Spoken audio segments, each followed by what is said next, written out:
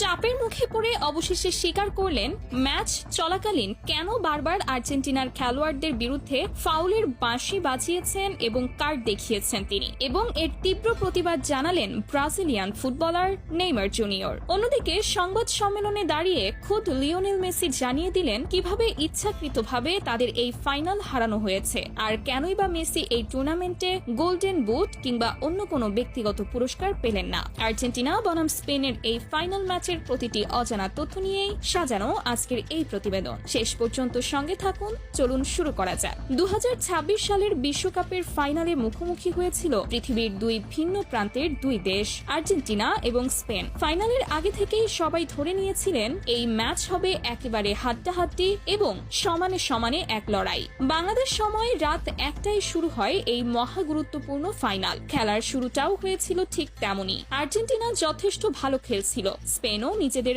সাধ্যমতো ভালো ফুটবল উপহার দিচ্ছিল, কিন্তু খেলার বয়স যখন 10 মিনিট পার হলো তখন থেকেই শুরু হলো এক রহস্যময় পরিবর্তন। আর্জেন্টিনা যেন হঠাৎ করেই নিজেদের স্বাভাবিক খেলার ছন্দ ভুলে গেল। একের পর এক ভুল পাস, উদ্দেশ্যহীন শট, বল কাকে দিচ্ছে কেন দিচ্ছে যেন কিছুই তারা বুঝে উঠতে পারছিল না মাঠে। অন্যদিকে স্পেনের খেলায় ছিল এক অন্যরকম সৌন্দর্য।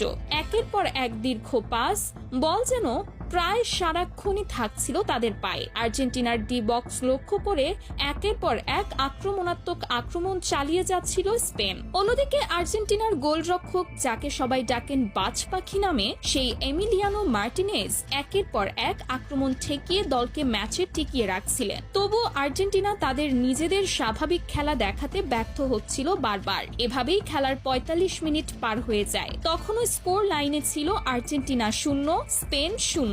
সবাই হয়তো ভেবেছিলেন বিরতির পর হয়তো ঘুরে দাঁড়াবে আর্জেন্টিনা, কিন্তু বাস্তবে হলো ঠিক তার উল্টো। বিরতির পর তারা যেন আরো এলোমেলো এবং দিশাহীন ফুটবল খেলতে শুরু করলো। আর্জেন্টিনার মতো একটি বিশ্বকাপ জয়ী দলের কাছ থেকে এমন হতাশাজনক পারফরমেন্স কেউই প্রত্যাশা করেননি। দলের প্রধান কোচ লিওনেল স্কালোনি একের পর এক খেলোয়াড় পরিবর্তন করে পরিস্থিতি সামাল দেওয়ার চেষ্টা করছিলেন, কিন্তু কোনো খেলোয়াড়ই যেন মাঠে নিজেদের স্বাভাবিক খেলাটা তুলে ধরতে পারছিলেন না। এদিকে শুরু থেকেই রেফারির সিদ্ধান্তগুলো নিয়ে জন্ম নিতে শুরু করেছিল প্রশ্ন। মনে হচ্ছিল যেন প্রথম মিনিট থেকেই আর্জেন্টিনার বিপক্ষেই দাঁড়িয়ে আছেন তিনি। যদিও এটাও সত্যি যে আর্জেন্টিনা এই ম্যাচে যথেষ্ট পরিমাণ ফাউল খেলেছিলেন, তবু আসল বিতর্কের সূত্রপাত ঘটে নির্ধারিত 90 মিনিটের পরের অতিরিক্ত সময়, অর্থাৎ 93 মিনিটের মাথায়। এনজো ফার্নান্ডেজের একটি সাধারণ মানের ফাউলে তাকে সরাসরি লাল কার্ড দেখিয়ে মাঠের বাইরে পাঠিয়ে দেন রেফারি স্লাভকো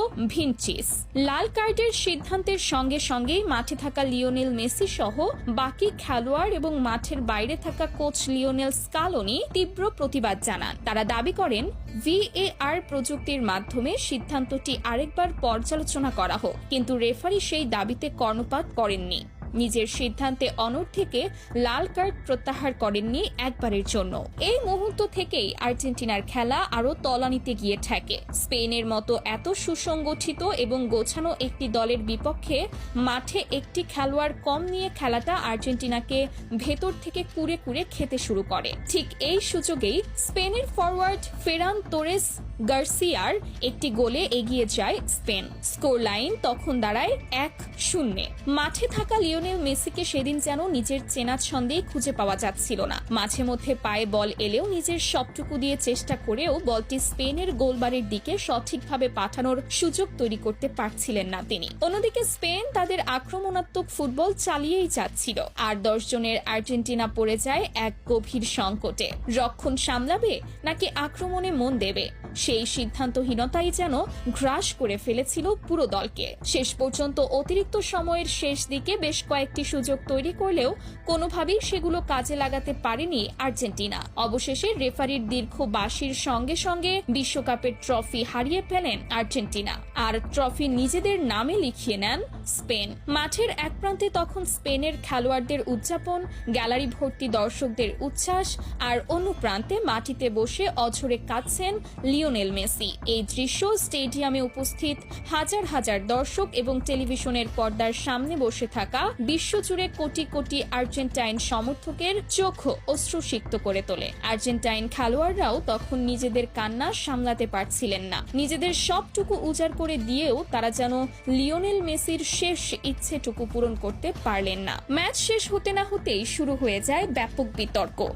রেফারির এমন সিদ্ধান্ত কোনোভাবেই মেনে নিতে পারছিলেন না খোদ লিওনেল মেসি নিজেই। সংবাদ সম্মেলনে তিনি স্পষ্ট ভাষায় জানান, স্পেন তাদের সেরাটাই দিয়ে খেলেছে এবং তারা এই শিরোপার যোগ্য দাবিদার। কিন্তু রেফারির এমন একতরফা সিদ্ধান্ত কখনোই মেনে নেওয়া যায় না। মেসি আরও বলেন, ফাইনালের মতো এত গুরুত্বপূর্ণ একটি ম্যাচে লাল কার্ডের মতো এমন কড়া সিদ্ধান্ত নেওয়ার আগে বিষয়টি আরও গভীরভাবে পর্যালোচনা করা উচিত ছিল। এদিকে ফুটবল বিশ্লেষকরা আরও একটি বিতর্কিত দিক নিয়ে আলোচনা শুরু করছেন। তারা বলছেন, পুরো টুর্নামেন্ট জুড়ে সর্বোচ্চ 8টি গোল করা লিওনেল মেসিরই প্রাপ্য ছিল গোল্ডেন বুট পুরস্কার। অথচ ফাইনালের আগ পর্যন্ত এই টুর্নামেন্টে মেসি ছিলেন সর্বোচ্চ গোলদাতা। কিন্তু এর ঠিক পেছনেই লুকিয়ে আছে এক বড় ধরনের রাজনীতির গন্ধ।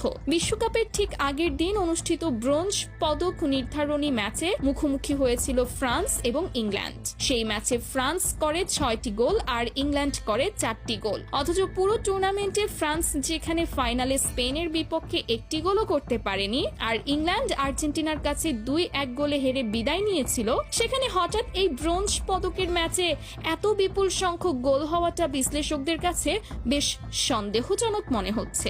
অনেকেই মনে করছেন এই ম্যাচটি মূলত সাজানো হয়েছিল মেসির গোল্ডেন বুট বাতিল করার উদ্দেশ্যে। এমন ভাবে সেই ম্যাচ খেলা হয়েছে যাতে ফরাসি তারকা কিলিয়ান এমবাপ্পে সহজেই একাধিক গোল করে নিজের সংখ্যা বাড়িয়ে নিতে পারে এবং মেসির হাত থেকে গোল্ডেন বুট পুরস্কারটি ছিনিয়ে নিতে পারে, এমনটাই ধারণা করছেন ফুটবল বিশ্লেষকরা আরো বলছেন, গোল্ডেন বুট না হয় কিলিয়ান এমবাপ্পে বেশি গোল করে নিয়ম মেনেই জিতে নিয়েছেন, তাতে কারো তেমন আপত্তি নেই। কিন্তু পুরো টুর্নামেন্টে 8 গোল আর 4টি অ্যাসিস্ট করা সত্ত্বেও গোল্ডেন বল পুরস্কারটি পাননি লিওনেল মেসি, যার পুরোপুরি দাবিদার ছিলেন তিনি নিজেই। এই সম্মানসূচক পুরস্কারটি শেষ পর্যন্ত ওঠে স্পেনের অধিনায়ক ও মিডফিল্ডার রদ্রির হাতে। সেরা খেলোয়াড় হিসেবে গোল্ডেন বল জিতে নেন তিনি। আর ঠিক এখান থেকেই ক্ষোভ ছড়িয়ে পড়ে ফুটবল প্রেমীদের মাঝে। প্রায় সবার মুখেই একই কথা, ফিফা সরাসরি অন্যায় করেছে লিওনেল মেসির সঙ্গে, কারণ এই পুরস্কারের প্রকৃত ও পূর্ণ দাবিদার ছিলেন একমাত্র মেসি। বিশ্বকাপ শুরুর আগে থেকেই অনেকে বলে আসছিলেন ফিফা নাকি সবসময় আর্জেন্টিনাকে বাড়তি সুবিধা দিয়ে আসছিল, কিন্তু খোদ ফাইনালেই এভাবে আর্জেন্টিনার বিরুদ্ধে এমন এক সুপরিকল্পিত ষড়যন্ত্রের অভিযোগ ওঠাটা যেন সম্পূর্ণ ভিন্ন এক বাস্তবতা তুলে ধরে। এটা ঠিক যে আর্জেন্টিনা নিজেদের সামর্থ্য অনুযায়ী খেলতে পারেনি, রীতিমতো হতাশাজনক ফুটবল উপহার দিয়েছে সেটি, কিন্তু রেফারির এমন